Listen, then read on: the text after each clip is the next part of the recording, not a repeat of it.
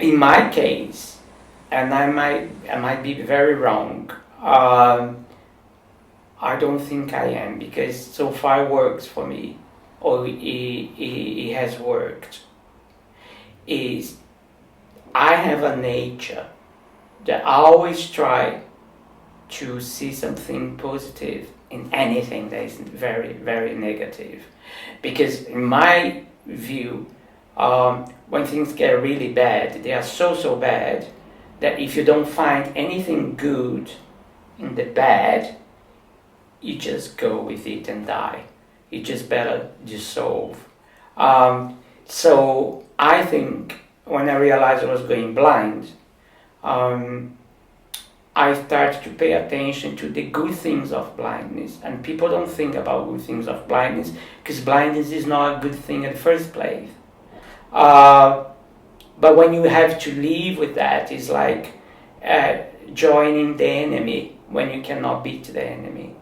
So I started, and this is quite interesting, because if I come to think, if I want to think in philosophical terms, I survive with blindness because I can see the beauty of blindness.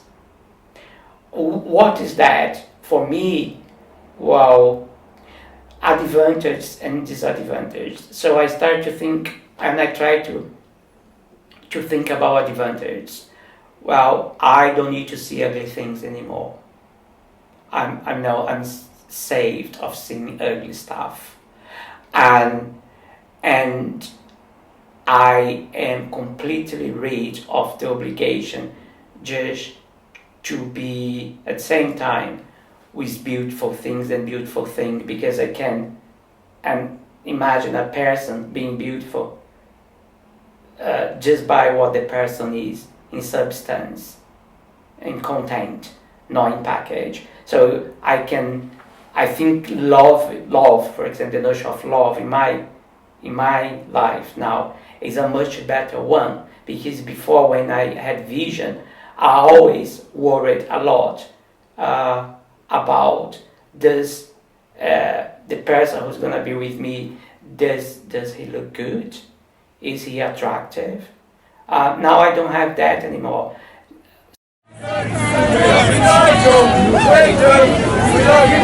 I'm just a messenger. Tommy Robinson.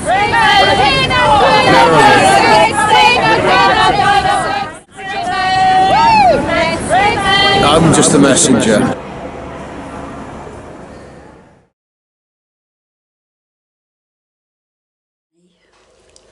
And he was called out in emergency because the electricity was on and off. It was during the miners' strike, and unusually his boss went with him. In actual fact, on the Saturday the job had been completed, but his boss had insisted on coming in on the Sunday for him to go through the whole process again. And he was working, I don't know what, repairing it, and he was standing on a steel door, trap door, I think.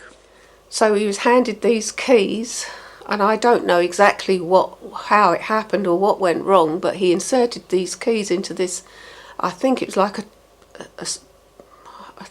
turbine or a spout or something. And as I understand it, the labourer handed him the wrong brass key, and it caused an explosion, and he was electrocuted, caught fire with all this black oil coming out, and until then I hadn't realised that oil and electric was, part and parcel of it. I can't really recall exactly what they called this bit of equipment, but the next thing, apparently there was a massive explosion, and all this boiling oil came out of this spout and caught my husband, who was in flames, and it knocked his boss down into what they called a gantry. And he literally was on fire, and he was conscious all that time.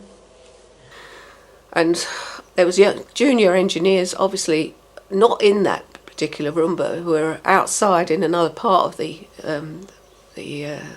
station. They rang immediately for the fire brigade and the police, and the place was absolutely full of smoke. And my husband was in flames, and he'd obviously had about 22,000 volts go through him. How on earth he survived, we will never know. First we knew of it was when Josie, that's his wife, phoned and told my husband that Danny was being rushed to hospital, and they took him to Fulham first, but then they rushed him to East Grinstead with police escort. And my husband, who was very, very queasy, up to that moment, he only had to watch something gory on the television and he'd go white and couldn't face it. Anyway, we rushed down to Watford. In the meantime, I rang Danny's sister Marge and my brother-in-law John, and within a very short while they came over, and in the meantime there was one of the senior engineers had rung me to say he'd come over to show me he offered actually to take me down, but my brother-in-law John said no, he would take me. And John and Josie went down to East Grinstead. How it was arranged was that there was a corridor around all the little wards. And John, it done something to him, because normally he would have fainted, because when they got there, Danny was in like a tent thing, no clothes on, because he was covered in black oil, all burnt to his skin. In fact, later on, we were told it burnt to the bone. You could see his bones on his legs. Right, he was in this isolation ward. All the wards were isolated and you couldn't go into them. You had to look through this window at them. And my husband was very heavily sedated. And it was a terrible shock to see him.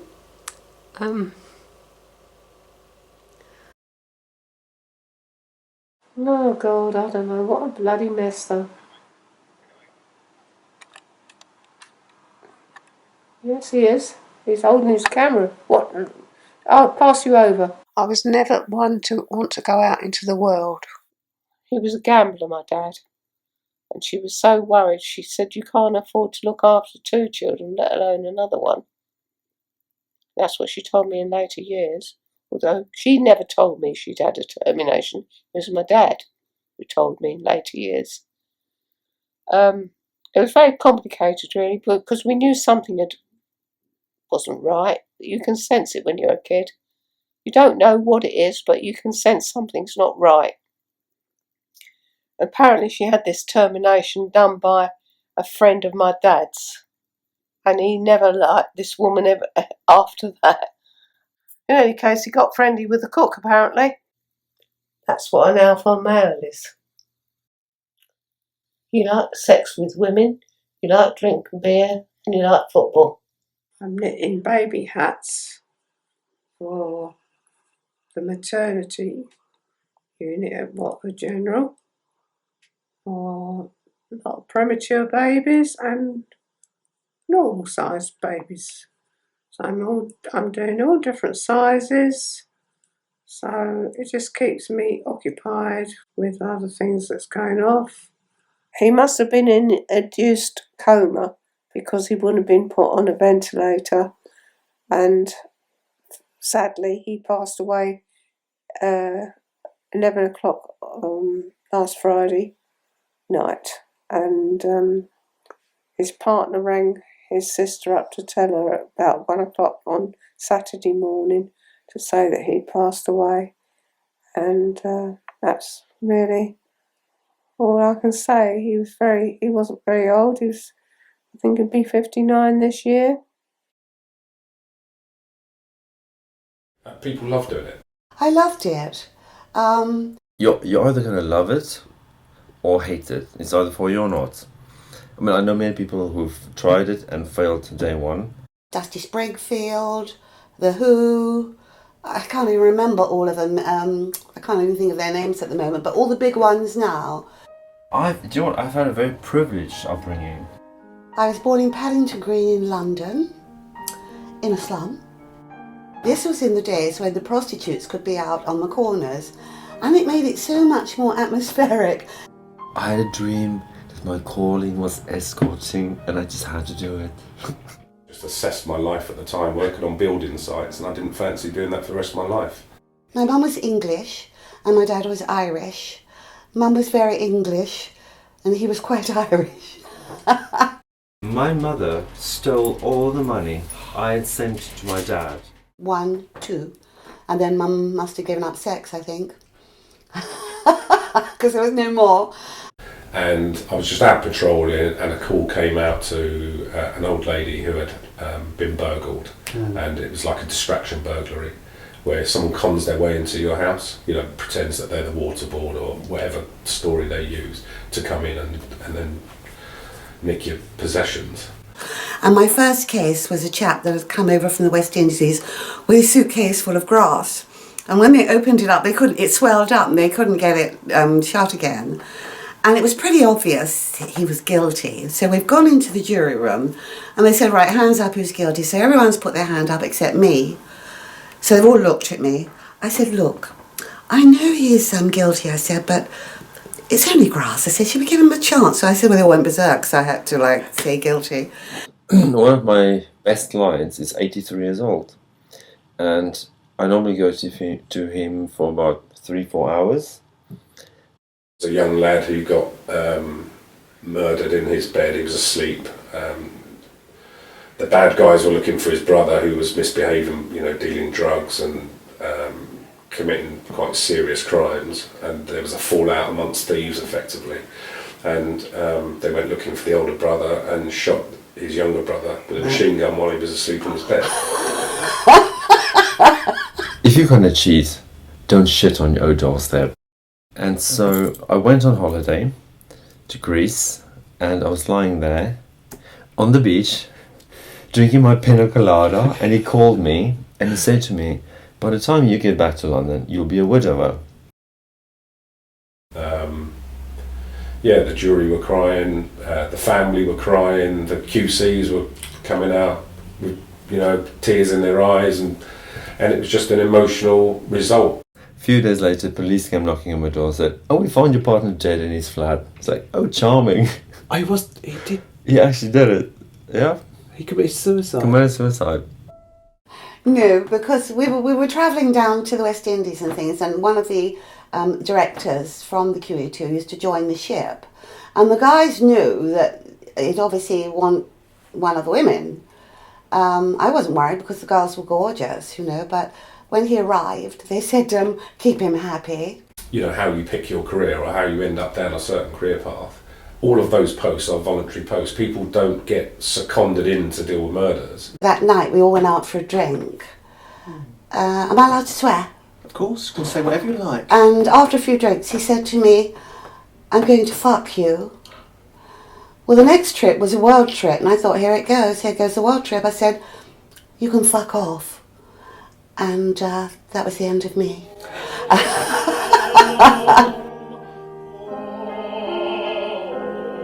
I mean, it's unprecedented, the amount of murders this year. They need to feel the love. They need to feel like you connect.